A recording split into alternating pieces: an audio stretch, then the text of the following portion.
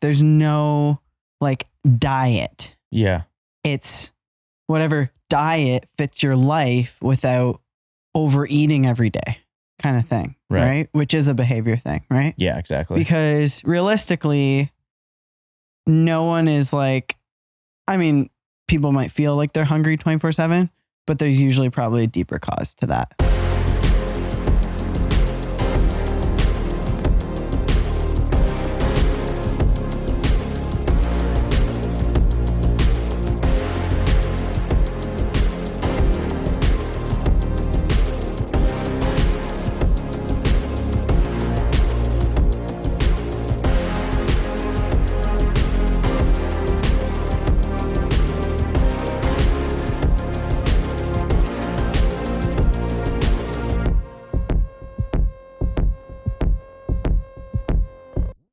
This is a serious story. It's actually really interesting because I think all of my clients that come to me for nutrition and just general help with getting, in line their eating behaviors, and relationship around food and all that.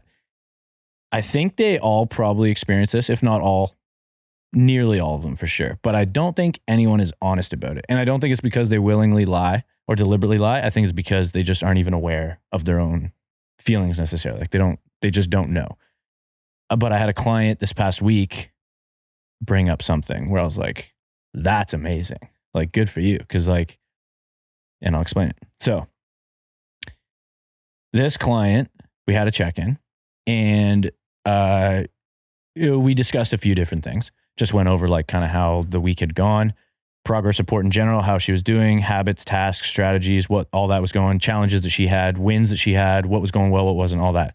And then she brought up the fact that the snacking at night the lack of snacking at night is challenging for her, not because she's not able to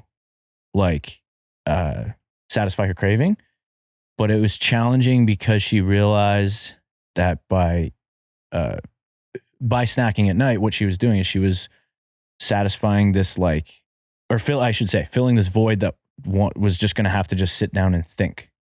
And she didn't want to sit down and think with just nothing to do, right? Not that she would be bored, but she realized that she had feelings come up when she was not eating. So that's wild. So she recognized that the food was basically like an emotional coping mechanism for negative feelings, or I shouldn't say negative, but uncomfortable feelings that she would have otherwise had flood her brain and she would have had to confront. Wild, right? So it was cool. I thought that was good that she recognized that, because then we can kind of address that in a gentle way and then move forward. And I think it's way easier when you know that now. So then, assuming we're going to be talking about questions we get from our clients and stuff this episode, did she then ask you how to, I guess it's not really, and that's for a psychologist, I guess, but how do I deal with these thoughts, Tim? Do you get questions like that, or? No, not really. No? And I mean, in situations like that, I would definitely tell people, I think I'd recommend you get some maybe psychotherapy or someone who's an expert and qualified in that area. But yeah, no, I just give them general suggestions and advice in that kind of realm that I think would help, particularly as it relates to food, if that makes sense. Because I can't really give anything I don't know. I know it's hard because now I think they have now more psychology based things in personal trainer certifications. Oh yeah, it's a lot more common now. Because I remember back in the day, it was just teach them how to squat, teach them that protein's good. Well, and that's still a thing. I think you are just seeing now, I think some more companies come out with they don't just have a nutritionist now they have a nutritionist, then they have a personal trainer, then they have a psychotherapist on team or whatever, right? You have all these different. No, I just mean when you're getting your, because mental health obviously in the past, whatever, X amount of years has exploded, where people are very open about talking about it. So it's like when I was like working at Good Life as a PT back in the day, we weren't expected to necessarily tie in people's like emotions with. Oh, I got what you mean, like the education around it. Yeah, the education. So in the certifications now, gotcha. They're like putting in like how to deal with someone that it's not just about like now teaching someone about nutrition, because maybe they know about nutrition. It's teaching them how to dissociate the emotional relationship with food. Yeah, there's like a lot more coaching resources out there now that are like designed to help people with helping clients with behavior change. Yeah. Which is like primarily emotional and psychological, environmental and social stuff all together that you wouldn't just actually it's just a lot more multifactorial and holistic way of looking at it, as opposed to like, okay, this person needs to eat less and move more, which is obviously highly reductionist. And then it's like, okay, how do we do that? And I think a lot of people are, I think, more open-minded now than they were before, like what you're saying, as far as like, what does that require? And I think a lot of these education companies I think understand and recognize that it takes more than just like, here's some nutritional technical knowledge, here's some training technical knowledge, and go ahead and learn how to write a plan and a program and how to talk to a client and be kind and respectful. And then boom, there you go, you're a trainer. I think like they're understanding now it takes a lot more than that. Yeah. You know, and like if you're going to train a robot, that would be sufficient. But I think understanding like humans are highly complex, emotional individuals that have tons of different inputs and are moody. And things happen. Life happens. They have tons of different responsibilities. Yeah. Sleep goes up and down. Digestion goes up and down. People get sick. People die. Like, you know what I mean? Like life happens. Exactly. And people are not, doing bodybuilding shows where their diet's like crazy, right? So it's like they have to be able to have these behavior changes be relevant to their life. Yeah. Right? So it's basically like the way that you coach people, where it's, hey, I'm what were you saying to me? It's something like there's no like diet. Yeah. It's whatever diet fits your life without overeating every day kind of thing. Right? Which is a behavior thing, right? Yeah, exactly. Because realistically, no one is like, I mean, people might feel like they're hungry 24/7, but there's usually probably a deeper cause to that. Yep. Right. Yeah, 100%. So, yep. Yeah, totally. I mean, like even with the client that I was talking about, I don't know, I don't know this person super deeply, right? And I'm not sure it's even appropriate that I do. But all I can do in that situation, I think, is to give them actionable advice that's realistic within my wheelhouse. Yeah. And I think in like her situation, we're probably going to go down the route of, I would say, hey, if this is something that's becomes like or you recognize as like a relatively severe barrier, then, a therapist or someone along that lines would probably be a smart and wise idea for you, to work like alongside with me with this journey. But I think like what I can do is basically, I think, recommend her to just be aware, give herself grace when it happens, but also to, give herself a reasonable amount of tough love as far as like, hey, well, this might be uncomfortable, but it doesn't mean it's going to kill you. And it doesn't mean it's going to be bad just because it feels bad. It's allowed to feel bad. It's allowed to feel uncomfortable, but it doesn't mean it is bad and you're going to be okay. And also, I think this is of my opinion, but like swapping in and out different quote unquote addictions, I don't think is entirely unethical or wrong, because I think we're all kind of low key addicted, for lack of a better term, to different things. So in her situation, we may go down the route of being like, hey, when you feel that way, why don't you go for a walk? Or why don't you go get up, go get a glass of water, reset, and see if you can kind of change, the pattern of what you start thinking or something. Just interrupt that line of thinking instead of just sitting there. Although that is an alternative too, or that is an option. Like you could just sit there and kind of, I don't know, swelter in those thoughts if you want to. Yeah. But also, I don't think it's bad to get up and change. You got to start getting comfortable being uncomfortable. Yeah, exactly. Because, and this is, this is things that people like deal with, where people think that they need to feel good 24/7. And sorry, I'm going to out you a little bit. I think that sometimes you feel like that too, where I do.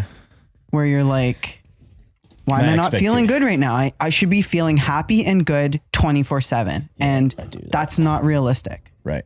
And it's almost not you. If you felt good all the time, you wouldn't know you feel good. Right.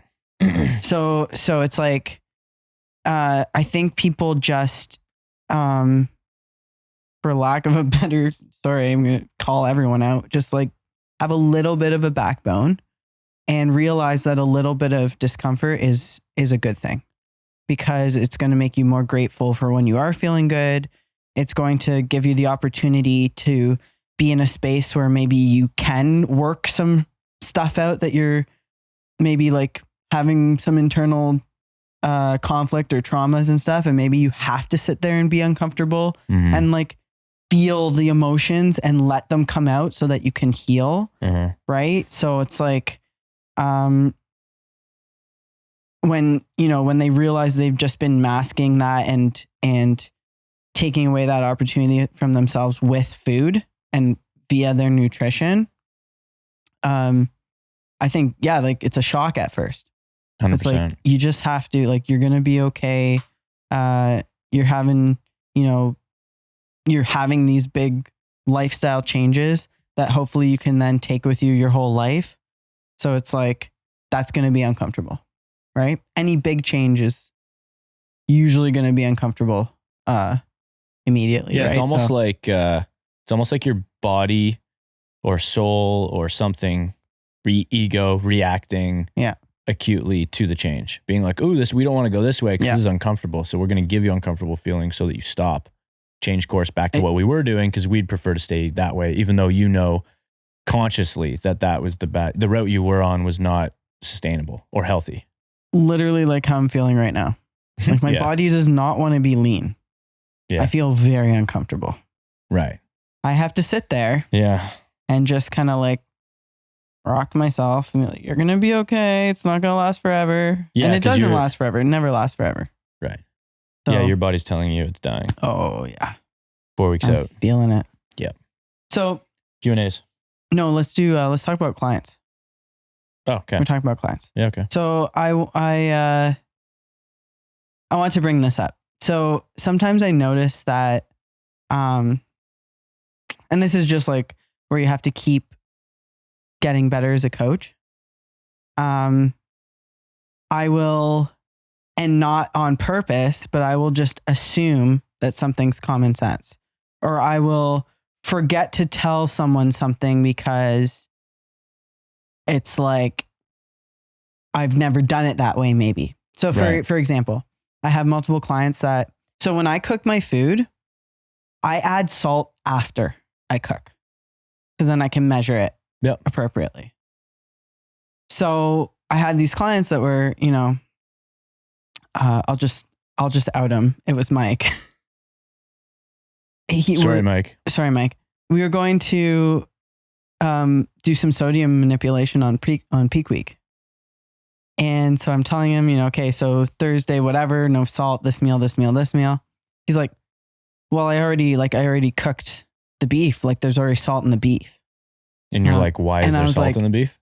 He's been doing that the whole time. You're like, what kind of beef are you buying? It's full of salt. No, he's adding salt. I know, that's right. Yeah. It's like, oh, so now I have to tell people add salt after. Because it's like, I never add it during. So I just don't, totally. Stuff like that, right? Yeah, I've done tons of things like that with clients. Yeah, you just assume. And then you're like, oh yeah, I guess I can't assume. It's just the way I do it. Or the way I thought everyone did it. Yeah. Mm-hmm. Or just clients like you're say for my realm, for bodybuilding, you're getting ready for bodybuilding and you don't have things that you should have had months ago. And now you're so close to the show. And I'm like, oh my gosh, I didn't realize that I had to tell people that they like pick your posing song, not like right before the show. Right. Like what? I don't know if I would know that. No, I didn't. Like I would need my coach to tell me. I'm not picking that. Like, I don't know. I don't know what the process is. No. But you know enough about bodybuilding that say you're doing your bodybuilding show. Yeah. You're in open bodybuilding. Yeah. You know you have a 60-second posing routine. Yeah. Like, but maybe I don't know the process. Maybe I'm thinking about other things at the time. That's fine. Yeah. But you're now 1 week before your show. Yeah. I mean, like, people do this though. No, I understand. Yeah. So there's reasons they're doing it, right? I just don't get it. But that's what I know. You're arguing. You need to explain it. It's seeing my flaws. You need but to it's communicate like, that. As a coach. Okay, here's the thing though too. I wasn't hired as the posing coach. Right? Okay. I'm hired as the coach to get this person shredded. You're not helping. You don't help them with posing at all? They send me posing videos just so I can. I like seeing posing videos because I like to see how they when they move, how the muscles react. Because like check-in photos are fine. You get the gist of it. But in a video, when you can see the muscles moving, I like that. So it's like, from my eyes, it's like how lean they are, right? Right. But I mean, yeah, I'm just a flaw that I had to tell them. I don't know. Yeah. It's just because like I've had clients in the past where I'm their coach. I'm getting them lean. They have a separate posing coach, right? And then this posing coach works with them and sees them in person a lot more than I see them, right? And then it's the day of the show and this person doesn't win. And I, as the coach, as the physique coach, went and got feedback from the judges. And this feedback was that the posing wasn't good. Conditioning was there. The physique was there. Everything. Yeah. So at that point, then I'm like, okay, well, I did everything I was hired for. So it's like, I guess when I'm hired as like the physique coach, I'm just thinking about the physique. I'm not thinking about, it's just a lesson. Can't assume anything. You make an ass out of me and you. Yeah. Yeah, you can't. It's just, so I'm trying to think. I had some other questions that clients asked me. Did you? Yeah. Yeah. I'm trying to think of some that I've had. Well, you were saying in the car, just people saying, why can't I lose weight? Like, why is my body composition not changing? Right? Oh, I'm going to the gym. Why can't I lose weight?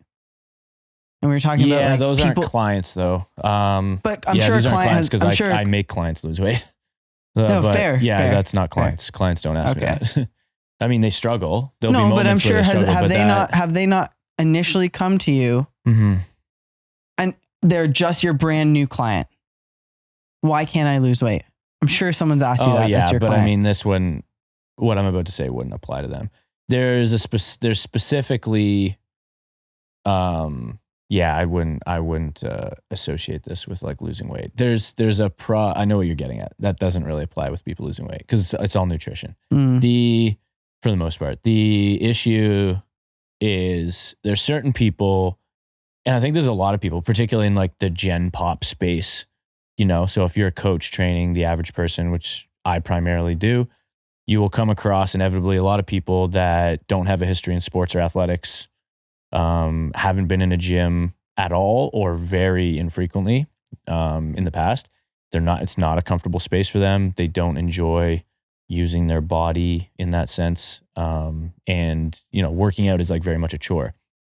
So people like that will inevitably, they still may have wants and needs to look better, feel better, get healthier, all that, change their body composition, but they don't those people typically, most commonly, will not understand what it takes as far as effort. And what I mean is like effort in the training. So clients that I get that are like, oh yeah, I used to be a high level athlete. I used to play rugby, hockey, football. I was a sprinter. I was a swimmer, whatever it was.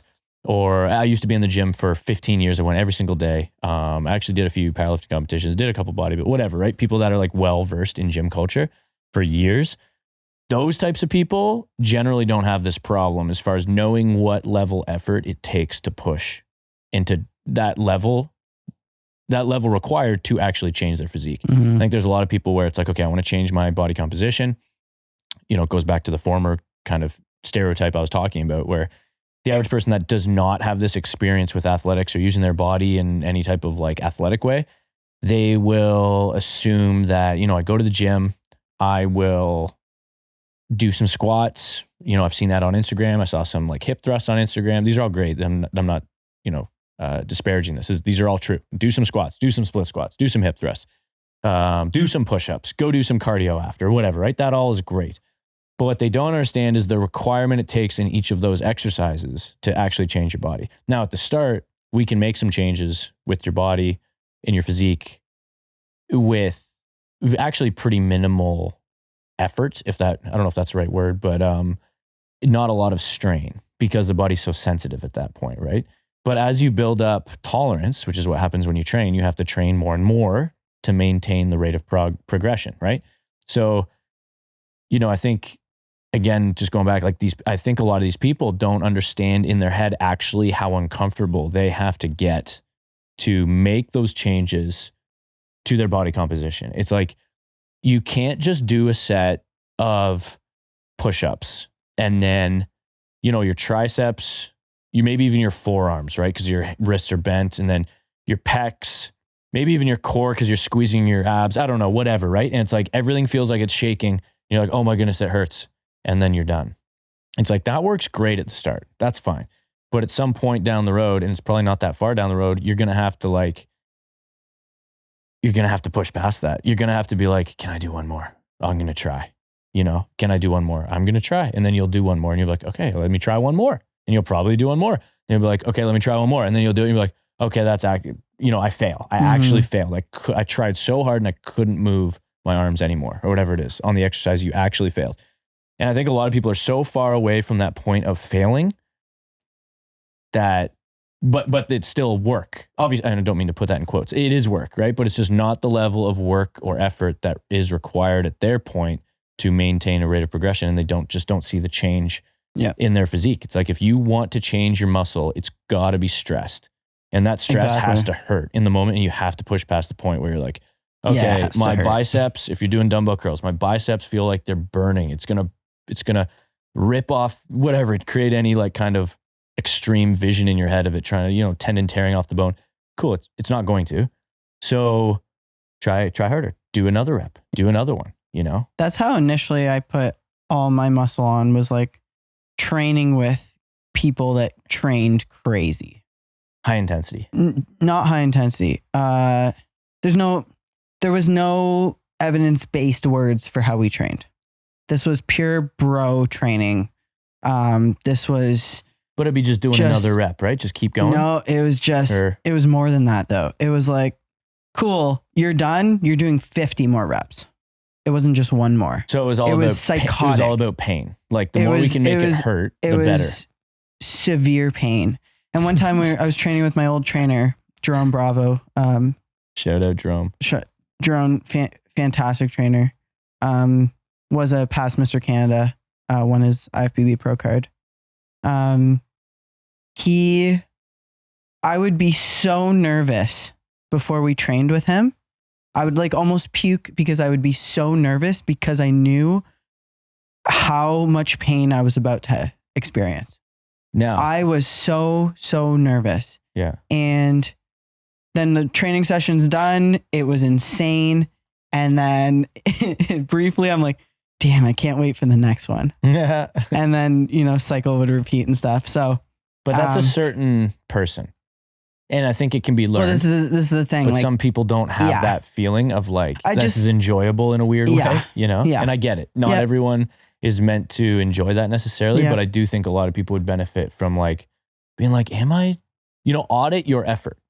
I think it'd be good for a lot of people to do that and be like, if I'm not seeing the changes I want in the gym, forget about the nutrition part. We know that's important, right? That's a whole other conversation. But if you're not seeing the changes you want in your body composition and in your muscle shape and in your muscle size, then it's like you should probably run a quick audit on your current training, specifically run the audit on your effort and audit your effort and see like next time you go to the gym, be like, just check yourself every single set. Be like, did I, as you're doing the set, be like, I usually stop here. Can I actually do one more? Can I do two more? Can I do three more? Can I do five more? Could I do 10 more if I really pushed it? It's like, you probably have more in the tank than you think. I think a lot of people do. If you're stalling, you know, there's going to be situations where this doesn't apply, but I think a lot of people don't have that grit, you know, like I didn't, I still don't probably. Yeah. So like, I'm speaking from like personal experience of someone who's like, that's a weak link for me. So it's like, I've had to learn to like push my intensity and deny my current feelings that it's hard to be able to push past that point. And my body starts to change when I do that. That's cool. Yeah. You guys can follow me at SlaysFit. Follow me at Tim_MSHC. Please share, rate, and subscribe to the show. Thanks so much for listening. We love doing these. Pretty fun. We'll do another one soon. Peace. Stay peaked.